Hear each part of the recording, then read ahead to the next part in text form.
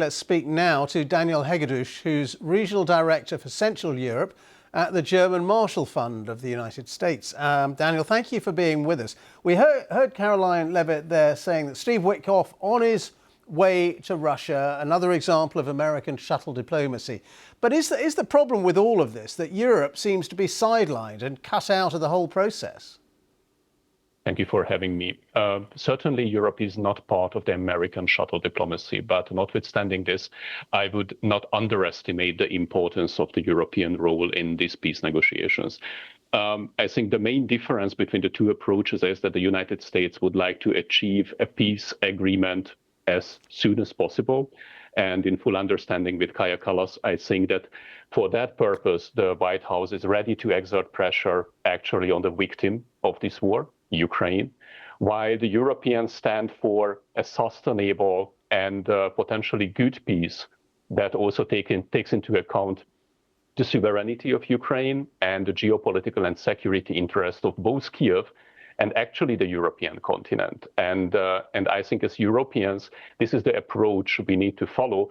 Otherwise, actually, this peace agreement that the White House is preparing can unfortunately only lead to a temporary ceasefire.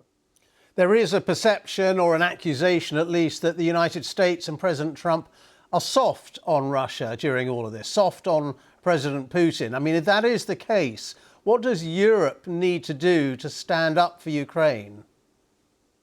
Europe stands up for Ukraine on an everyday basis. If we take into account, for example, the military and financial supports provided for the country, then actually since January of this year, Europe fits the bill. Obviously, it doesn't secure Europe actually a place by the negotiating table, but I wouldn't underestimate actually the mid and long-term leverage of the Europeans.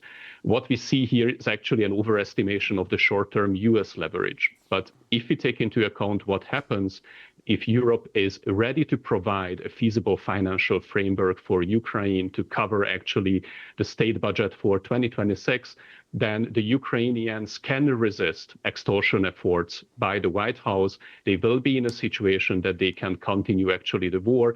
And if the White House is interested in achieving a peace deal as soon as possible, then they will also be in need to alter their approach, please less the Kremlin, and take more into account also the legitimate interest of the Ukrainian part.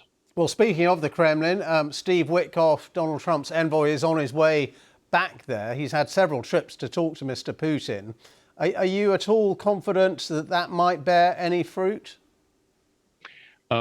We know that Mr. Witkoff is not the only player in Washington, D.C. who is working on these files. And State Secretary Marco Rubio obviously has shown much more understanding for the security and geopolitical interest of Ukraine and Europe. It's not an accident that during the Geneva talks, Europeans achieved in partnership with Rubio to actually clear out the most pro-Russian points of the original 28-point plan and adopt a text that is also acceptable and bearable both for Europe and Ukraine.